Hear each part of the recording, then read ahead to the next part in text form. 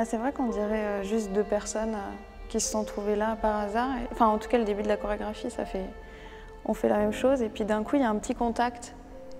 Et là, peut-être, nos chemins se croisent à ce moment-là. Et justement, on sort après la tempête.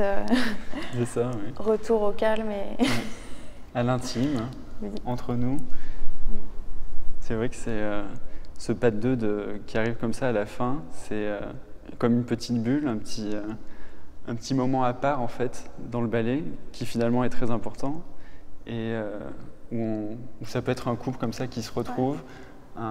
On se cherche. On se cherche ou un couple qui a de la maturité entre eux et qui du coup découvre des nouvelles choses dans une intimité presque mélancolique en fait, où ça peut être des souvenirs en fait, ça peut être plein de choses, ou alors justement l'espoir de quelque chose de nouveau entre eux, mais en tout cas avec beaucoup de joie dans cette musique qui s'intensifie jusqu'à la fin. Et on peut imaginer que c'est un couple qui a 10 ans de mariage, qui arrive en scène et qui a toute une expérience entre eux, et je pense qu'elle avait envie Aurélie Dupont avait envie de nous voir là-dedans et de voir si on avait cette maturité-là entre nous et de créer quelque chose en scène en tout cas. Non mais c'était intéressant parce que jusqu'à maintenant, moi, entre les concours de promotion qu'on passe ou les opportunités qu'on a de rôle de soliste, il y a un peu cette idée où on a envie de prouver, de montrer qu'on tient debout, qu'on est solide. Et là, moi, ça m'a fait du bien de faire ce pas de deux-là, parce que, vraiment, là, je pouvais m'occuper du côté des petits détails d'interprétation, de profiter, de me sentir libre, de ne pas être stressée par la technique et de passer, en fait, un cap avec ça.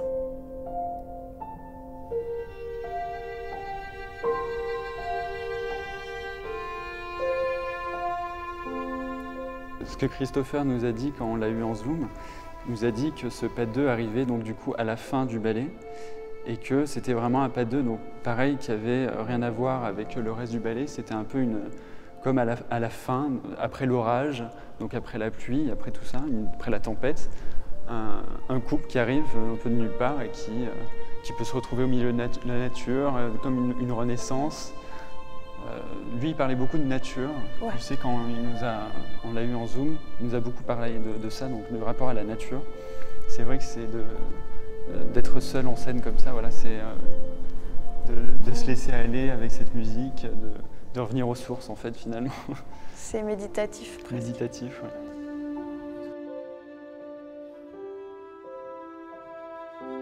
C'est une musique qui est assez monotone et c'est vrai que des fois quand on se loupait dans un pas, pour remettre la musique au bon moment, pour retrouver c'était quand même compliqué, on y passait du temps. Ouais. Mais non, mais c'est une musique vraiment, elle est assez incroyable. Enfin, elle est très belle, quoi. Elle évolue quand même au fur et à mesure du pas de deux. Oui. Elle change un peu de ton, mais c'est très légèrement. Ouais. Et au début, on s'en rend pas trop compte. C'est quand on a commencé après à faire les filages, on s'en est rendu compte après. Pour moi, ce pas de deux, c'est toujours un moment joyeux. C'est un pur moment de bonheur où on est dans l'instant présent.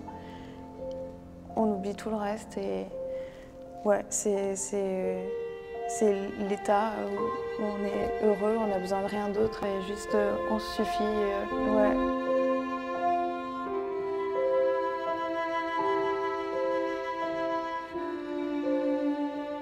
On est ensemble à la fin, on se repose l'un sur l'autre, dans un moment ultime d'intimité en fait.